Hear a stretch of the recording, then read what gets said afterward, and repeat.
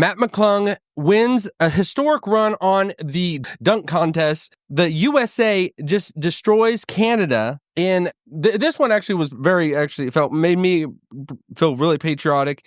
And then William Byron wins the Daytona 500. We got a lot to unpack. This weekend was sports on the brain. It was amazing stuff happening. I don't know if you caught it all, but we're going to unpack it all this morning.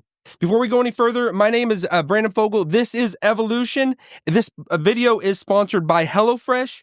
Plans change and life gets busy. That's why HelloFresh lets you easily customize your delivery from week to week. Mix and match lifestyle options to suit your needs, like fit and wholesome, family-friendly, quick and easy, vegetarian, and more. And everything can be tailored to your schedule by adjusting your delivery date, and even skipping a week when you're not able to cook at home.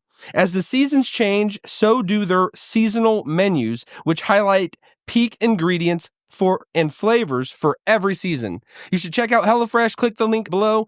As well, you should check out the Podcast Studios store and our website. My wife has been working on a lot of things in the Podcast Studios store, so you should check it out. There's a lot of good stuff in there. As well as Podcast Studios mugs. You should check those out. They just make the coffee, whatever you're putting in there tastes better for some reason. I don't know what it is. All right, so let's just dive into it. The big one of the weekend. I mean, there's a lot of big ones of the weekend, but for me, it was the Matt McClung, the historic three-peat. I mean, and this is a white boy. This is a white boy winning the dunk contest, which, I mean, I try not to see anything through color. But I mean, that to me is kind of crazy that he's winning the dunk contest 3 years in a row. It is what it is. But let's just take a look at it real quick. And I mean, if you caught any of it, it was just bananas. It was crazy. Dig deep in the bag. No, going over the car, the big part of the hood, which is awesome. Nope, not many people can do that. Yes. I don't think I could. That's why This was, I mean, he made a couple amazing ones. This was the one that stood out the most to me, which was just crazy. All right. So Matt McClung winning the dunk contest. I don't know. So I've been in hibernation with basketball for a while now. So it's kind of weird for me talking about it. But I mean, I like I said last week, I am a player-driven person, and if the guys that are out on the court that can bring people to the game, which is awesome. I mean, that's the one that's going to put like butts in the seats and eyes glued onto it. A guy like this doing this 3 years in a row, and then what topped it all off for me, he wins it, humble about it, and he gives all glory to God, which was awesome. He gives all glory to God. And then they're saying, "Are you going to come back next year?" He says, "I think I'm done. We'll just see. I'll sit back, have some time to think about it. If people want me back enough, I'll think about it." Which, hey, I mean, it's awesome that somebody winning the dunk contest, but I mean, like to challenge, because they're like some of the announcers were like saying to Vince Carter, who was also on the panel as well, because you could arguably say Vince Carter all-time best dunker ever. You could say that. I mean, I always lean towards Michael Jordan because I'm a little biased as the best all-time dunker. But the guy on the panel was saying to Vince Carter, he's challenging you saying about this Matt McClung. Like, I don't know. Could this be something to draw people back into NBA? It definitely could not hurt. It's actually bringing me back.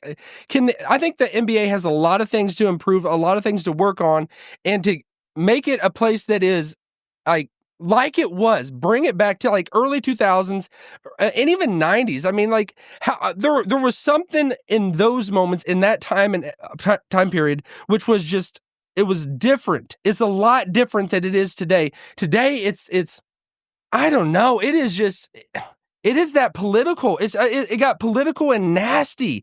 The NFL got political and nasty for a while, but then they backed off and they understood like they're not going to go the crazy direction like Bud Light did, and completely destroy their brand. I think Bud Light is coming back, whatever. You can think about what you think about that. I think it's trying to kind of like fix everything, bandage itself up and make it America's drink again.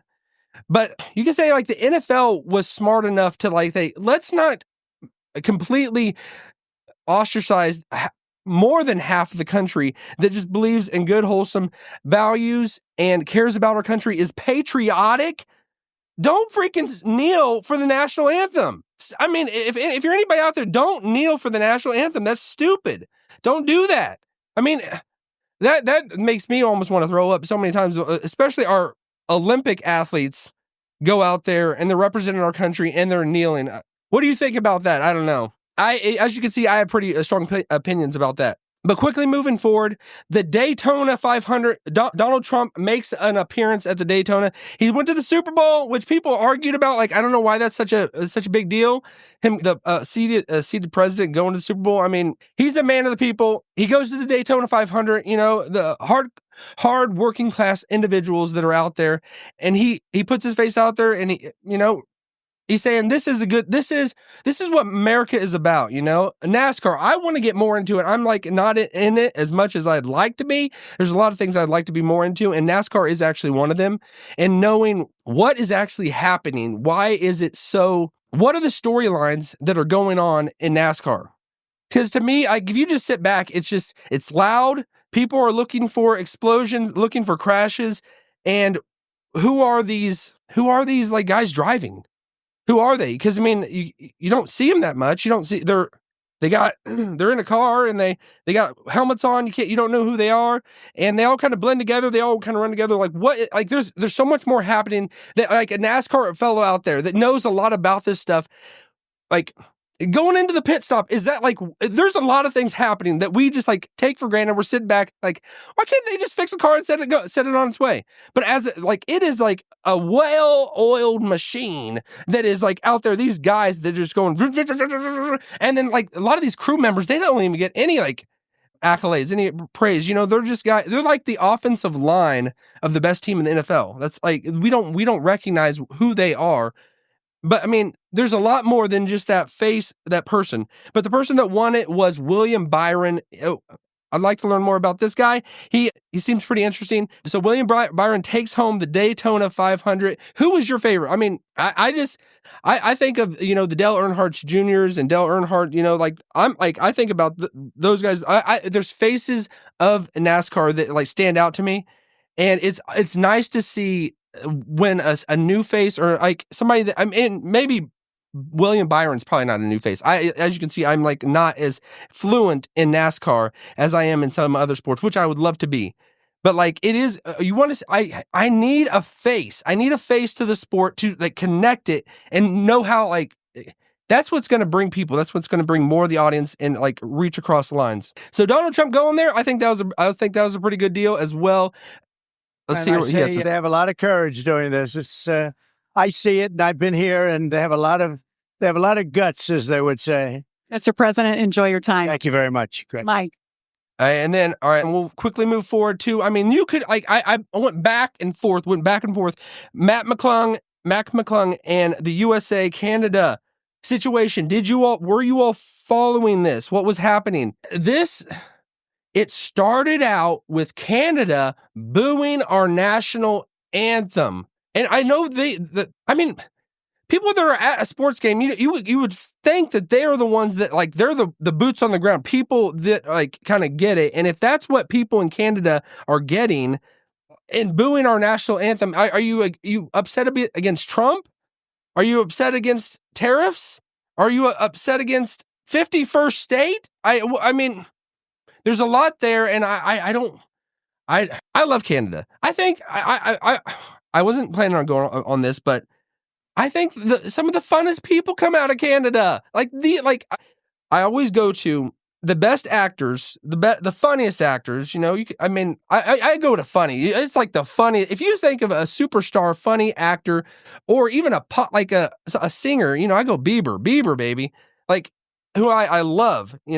These guys are Canadian. These guys who came out of their, I don't know what they got in the water up in Canada that is able to put out such like if you think of somebody funny that you love and love to watch and that just drives you to the movies, there's probably a 90% chance that actor is Canadian. For some reason, I don't know what it is. I have always said the best actors come out of Canada.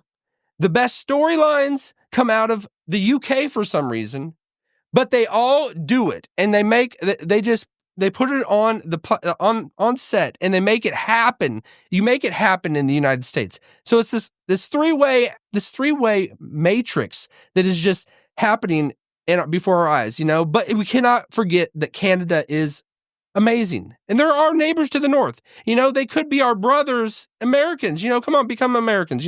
Become that 51st state. Is that controversial? Do you disagree with that? Do you not want Canada to be a 51st state? If you're Canadian, do you disagree with wanting to be a 51st state?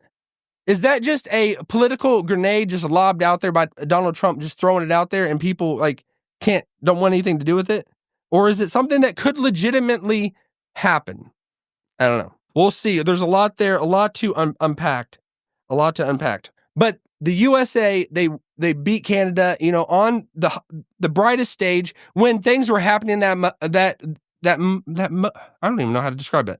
Like the fans booing, and then Canada goes off to an early lead. They take the 1-0 lead, and it seems like USA could just kind of, we can't actually do this. This isn't our sport. This isn't our thing. We're in over our heads.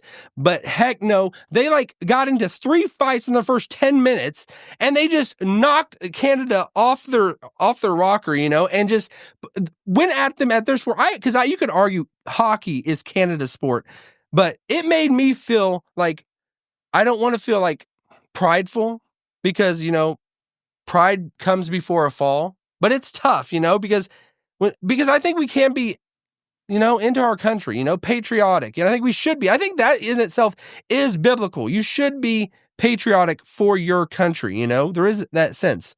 Pray for your nation. Pray for the good of your nation. So, but there's a lot there. I don't know what you all think about all that. It is controversial in a sense, because I don't want to at all be like, oh, I'm American. We're so awesome. We're the kings of the planet.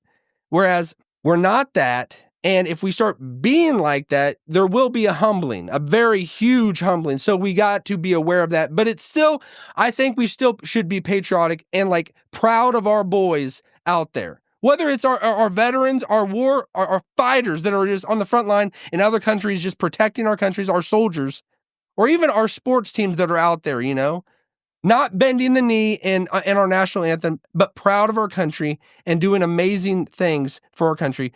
Good job, USA, hockey team. Way to go. You did amazing. You represented. You did a great job. Be proud of that, So we'll leave it at that. I hope you all have a wonderful day and a wonderful week as we get going. All right, peace.